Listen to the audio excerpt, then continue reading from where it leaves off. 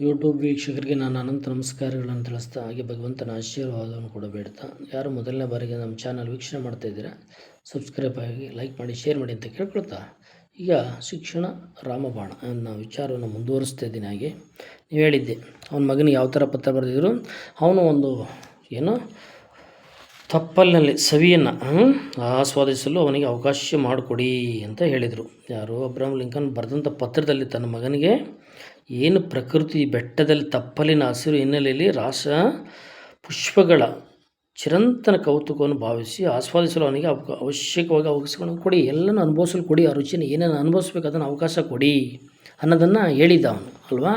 ಹಾಗೆ ಮುಂದುವರೆದ ಭಾವವಾಗಿ ಮೋಸ ಮಾಡುವುದಕ್ಕಿಂತ ಸಹಜವಾಗಿ ಸೋಲೊಪ್ಪುವುದು ಒಂದು ಘನಯುತ ನಡವಳಿಕೆ ಎಂಬುದನ್ನು ಅವನಿಗೆ ಶಾಲೆಯಲ್ಲಿ ಕಲಿಸಿ. ನೋಡಿ ಏನು ಹೇಳ್ತಾನೆ, ನಾವು ಒಂದು ತಿಳ್ಕೊಳ್ಳಿ ಸ್ನೇಹಿತರೆ, ನಾವೇನು ಮಾಡ್ತಾ ಇರ್ತೀವಿ ಅಂದರೆ ಸೋಲು ಒಪ್ಕೋಬೇಕಂತೆ. ಯಾರೇ ಆಗಲಿ, ನಾವಾಗಲಿ ನೀವಾಗಲಿ ಸೋಲನ್ನು ಒಪ್ಕೋಬೇಕು. ಸೋಲು ಒಪ್ಕೊಳ್ಳೋದ್ರಲ್ಲಿ ಯಾವುದೇ ಹಿಂಜರಿಕೆ ಆಗಬಾರ್ದು, ಮತ್ತು ಅದಕ್ಕೆ ಅಪಮಾನ ಅನ್ನಿಸ್ಕೋಬಾರ್ದು. ಸೋಲನ್ನು ಒಪ್ಕೊಂಡ್ರೆ ನಮ್ಮ ಧೈರ್ಯ ಇರುತ್ತೆ, ಮನಸ್ಸು ನಮಗೆ ಸ್ಥೈರ್ಯ ಇನ್ನೂ ನಮ್ಮ ಒಂದು ಛಲ ಜಾಸ್ತಿ ಆಗುತ್ತೆ. ಹೌದು, ನಾನು ಒಪ್ಕೊಂಡಿದ್ದಪ್ಪ, ಮುಂದೆ ನಾನು ಒಳ್ಳೆಯದನ್ನು ಮಾಡ್ತೀನಿ ಅಂತ. ನಾವೇನು ಮಾಡ್ತಾಯಿದ್ದೀವಿ ಅಂದರೆ ಇವತ್ತಿನ ಮಕ್ಕಳಿಗೆ ತಪ್ಪು ಮಾಡಿದಾಗ ತಿದ್ದಕ್ಕೆ ಹೋಗ್ತಾ ಇಲ್ಲ. ಈಗ ನಾವು ತಂದೆ ತಾಯಿ ಆಗಲಿ ನೀವಾಗಲಿ ಏನು ತಪ್ಪು ಮಾಡಿದಾಗ ನನ್ನ ಮಗ ಆ ಥರ ಮಾಡಲ್ಲಪ್ಪ, ನನ್ನ ಮಗ ತುಂಬ ಒಳ್ಳೆಯ ಹುಡುಗ, ಅವ್ನು ತುಂಬ ಕಂಡ್ರು ಯಾವ ಕೆಲಸಕ್ಕೂ ಮಾಡಲ್ಲ, ಇದು ಮಾಡೋದೇ ಇಲ್ಲ, ಅವ್ರಿಗೆ ಗೊತ್ತಿದೆ ಅವ್ನು ಮಾಡಿದ್ದೇನೆ ತಪ್ಪು ಮಾಡಿದ್ದೇನೆ ಅಂತ. ಆದರೆ ಆ ಮಗಳನ್ನ ಅವ್ರೇನು ಮಾಡ್ತಾರೆ, ಡಿಪೆಂಡ್ ಮಾಡ್ಕೋತಾರೆ. ಅದನ್ನು ಇಲ್ಲಪ್ಪ ನನ್ನ ಮಗ ಅದು ಮಾಡಬಾರ್ದು, ಅದನ್ನು ಹೇಳ್ತಾ ಇದ್ದೇನೆ. ಅವನು ಏನಂತ, ಮೋಸ ಮಾಡುವುದಕ್ಕಿಂತ ಸಹಜವಾಗಿ ಸೋಲೊಪ್ಪುವುದು ಒಂದು ಘನಯುತ ನಡವಳಿಕೆ ಎಂಬುದನ್ನು ಅವನಿಗೆ ಶಾಲೆಯಲ್ಲಿ ಕಲಿಸಿ. ಆ ಶಾಲೆ ಕಲಿಸಿ, ಮೋಸ ಮಾಡೋದು ಬೇಡ, ಸೋಲಪ್ಕೊಂಡ್ರೂ ಪರವಾಗಿಲ್ಲ, ಅದನ್ನು ಕಲಿಸಿ, ಮಗನಿಗೆ ಕಲಿಸಿ ಅಂತ ಹೇಳ್ತಾ ಇದ್ದೇನೆ. ಅದಕ್ಕೆ ನಾವಾಗಲಿ ನೀವಾಗಲಿ ಮಕ್ಕಳಿಗೆ ಸೋಲು ಯಾವತ್ತೇ ಆಗಲಿ ತಪ್ಪು ಅನ್ನೋದನ್ನು ಪ್ರೂವ್ ಮಾಡಬೇಕು. ಯಾರಾಗಲಿ ತಪ್ಪು ಅಂತ ಹೇಳಿದಾಗ ಏನಾಗ್ತದೆ, ನಾವು ನಿಷ್ಠುರ ಆಗ್ತೀವಿ. ಆದರೂ ಪರವಾಗಿಲ್ಲ, ಅದ್ರ ತಪ್ಪು ಅವನಿಗೆ ನಮ್ಮ ಕಣ್ಣಿಗೆ ಏನಿಷ್ಟಿಗೆ ನಿಕೃಷ್ಟವಾಗಿ ಹಿಂಗೆ ಹೇಳ್ತಾ ಇದ್ದಾನಲ್ಲ ಅಂತ ಹೇಳ್ಬೋದು. ಆದರೆ ಮುಂದಿನ ಭವಿಷ್ಯಕ್ಕೆ ಅದು ಅನುಕೂಲ ಆಗ್ತದೆ.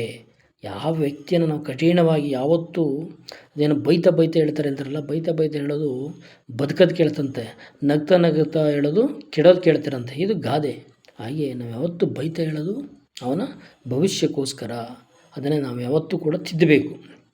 ಹಾಗೆ ಮುಂದುವರೆದ ಭಾಗವಾಗಿ ಪ್ರತಿಯೊಬ್ಬರು ಅವನ ಅಭಿಪ್ರಾಯಗಳ ತಪ್ಪೆಂದರೂ ಕೂಡ ತನ್ನ ಸ್ವಂತ ಅಭಿಪ್ರಾಯ ಶ್ರದ್ಧೆ ಉಳಿಸಿಕೊಳ್ಳುವುದನ್ನು ಅವನಿಗೆ ಕಲಿಸಿ.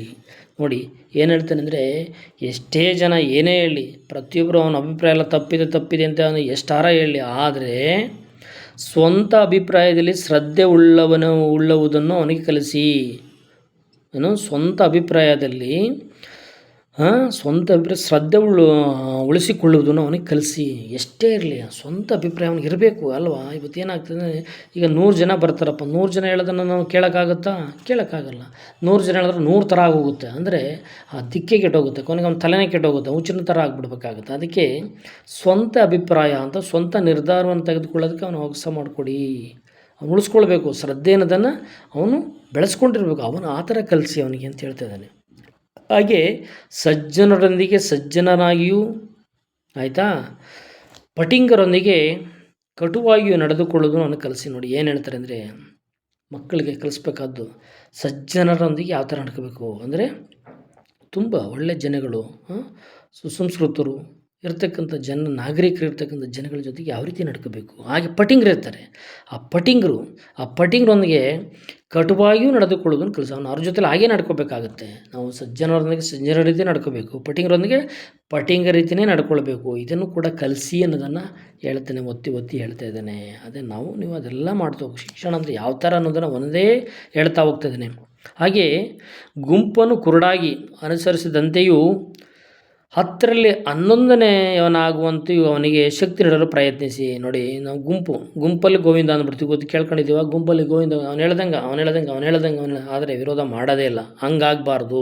10ನೇವನಾಗಬಾರ್ದು, 10ನೇವರು 11ನೇವನಾಗಲಿ ಅಂತ ಹೇಳ್ತಾನೆ. ಅಂದರೆ ಗುಂಪನ್ನು ಕುರುಡಾಗಿ ಅನುಸರಿಸಿದಂತೆಯೂ 10ರಲ್ಲಿ 11ನೇ ಯವನಾಗುವಂತೆಯೂ ಅವನಿಗೆ ಶಕ್ತಿ ನೀಡಲು ಪ್ರಯತ್ನಿಸಿ. ಅವನಿಗೆ 10ನೇವನೇ ಆಗೋದು ಬೇಡ, 11ನೇವನೇ ಆಗಲಿ, ಅವನಿಗೆ ಆ ಥರ ಶಕ್ತಿ ನೀಡಿ ಅನ್ನೋದನ್ನು ಹೇಳ್ತಾ ಹೋಗ್ತಾನೆ. ಎಲ್ಲರ ಮಾತುಗಳನ್ನು ಅವನು ಕೇಳಲು ಕಲಿಯಲಿ, ಆದರೆ ಸತ್ಯದ ತೆರೆಯ ಮೇಲೆ ತಾನು ಕೇಳಿದ್ದನ್ನೆಲ್ಲ ಶೋಧಿಸುವ ಕಲೆಯನ್ನು ಅವನಿಗೆ ಕಲಿಸಿ ಮತ್ತು ಅವನನ್ನು ಹಾದು ಬಂದ ಒಳಿತನ್ನು ಮಾತ್ರ ಸ್ವೀಕರಿಸಲಿ. ನೋಡಿ ಏನು ಹೇಳ್ತಾನೆ, ಎಲ್ಲರ ಮಾತುಗಳನ್ನು ಕೇಳಿಸ್ಕೋ, ಆಲಿಸು, ಎಲ್ಲನೂ ಮಾಡು. ತೆರೆಯ ಮೇಲೆ ಅದನ್ನೆಲ್ಲ ಆದಮೇಲೆ ಏನಂತ ಹೇಳ್ತಾನೆ ಅಂದರೆ, ತೆರೆಯ ಮೇಲೆ ತಾನು ಕೇಳದ್ದನ್ನೆಲ್ಲ ಶೋಧಿಸುವ, ಅಂದರೆ ಅದರ ಚಿಂತನೆ ಮಂಥನ ಮಾಡುವ, ಅದರ ಒಳ್ಳೆಯದ್ಯಾವುದು ಕೆಟ್ಟದ್ಯಾವುದು ಅದನ್ನು ಅವನಿಗೆ ಸ್ವಂತ ನಿರ್ಧಾರವನ್ನು ತೆಗೆದುಕೊಳ್ಳುವ ಒಂದು ಅವಕಾಶನ ಅದು ಬರಬೇಕು. ಆ ಚಿಂತನೆಯನ್ನು ಅವನಲ್ಲಿ, ಆ ಚಿಂತನೆ ಮೂಡಿಸುವ ಶಕ್ತಿ ಅವನಲ್ಲಿ ಬರಬೇಕು. ಆ ಕಲೆ ಕರಿಬೇಕು. ಅವನಿಗೆ ಇದು ಒಳ್ಳೆಯದು ಕೆಟ್ಟದ್ದು, 100 ಜನ 100 ಥರ ಹೇಳಿದೆ, ಇದರಲ್ಲಿ ಒಳ್ಳೆಯದ್ಯಾವುದು ಕೆಟ್ಟದ್ದವರು ಅದನ್ನು ಶೋಧಿಸುವ. ಈಗ ಹಾಲಲ್ಲಿ ನಾವೇನಾಗ್ತೀವಿ, ಹಾಲನ್ನು ಸೋಸೋ ಜಾಲರಿ ಇರ್ತದಲ್ವ, ಸೋಸ್ದಾಗ ಏನು ಮಾಡ್ತಾ ಆ ಕೆನೆ ಎಲ್ಲ ಬಂದಿರ್ತದೆ, ಹೌದಾ? ಆ ಕೆನೆ ಬಂದು ಸೈಡ್ಗಾಗಿದೆ. ಹಾಗೆ ಅದನ್ನೆಲ್ಲ ಸೋಸಿದಾಗ, ಅಂದರೆ ಒಳ್ಳೆಯದ್ಯಾವುದು ಕೆಟ್ಟದ್ದು ಸೋಸಿದಾಗ ಏನಾಗುತ್ತೆ, ಅಲ್ಲಿ ಒಳ್ಳೆಯದು ಯಾವುದು ಕಾಣುತ್ತೆ, ಆ ನಿರ್ಧಾರವನ್ನು ತೆಗೆದುಕೊಳ್ಳುವಂಥ ನಿರ್ಧಾರವನ್ನು, ಒಳಿತನ್ನು, ಅದರಲ್ಲಿ ಯಾವುದು ಒಳ್ಳೆಯದನ್ನು ಆಯ್ಕೆ ಮಾಡಿಕೊಳ್ಳುವಂಥನ್ನು ಅವನಿಗೆ ಕಲಿಸಿ, ಸ್ವೀಕರಿಸಲಿ, ಅದನ್ನು ನೀವು ಕಲಿಸಿ ಅಂತ ಹೇಳ್ತಿದ್ದೇನೆ. ಇಲ್ಲಿವರೆಗೆ ವೀಕ್ಷಣೆ ಮಾಡಿದಂಥ ಯೂಟ್ಯೂಬ್ ವೀಕ್ಷಕರಿಗೆ ನನ್ನ ಅನಂತ ನಮಸ್ಕಾರಗಳನ್ನು ತಿಳಿಸ್ತಾ, ಹಾಗೆ ಭಗವಂತನ ಆಶೀರ್ವಾದವನ್ನು ಕೂಡ ಬೇಡ್ತಾ, ಇನ್ನು ಮುಂದಿನ ಎಪಿಸೋಡನ್ನು ಮುಂದಿನ ಭಾಗದಲ್ಲಿ ಹೇಳ್ತೀನಿ ಅಂತ ಹೇಳ್ತಾ, ಇಲ್ಲಿವರೆಗೆ ಈಗ ವೀಕ್ಷಣೆ ಮಾಡಿದಂಥ ಎಲ್ಲರಿಗೂ ನಮಸ್ಕರಿಸಿ ಭಗವಂತನ ಆಶೀರ್ವಾದವನ್ನು ಕೂಡ ಬೇಡ್ತಾ ನನ್ನ ಮಾತುಗಳನ್ನು ಮುಗಿಸ್ತಾ ಇದ್ದೀನಿ. ಜೈ ಹಿಂದ್, ಜೈ ಕರ್ನಾಟಕ ಮಾತಾ. Thank you.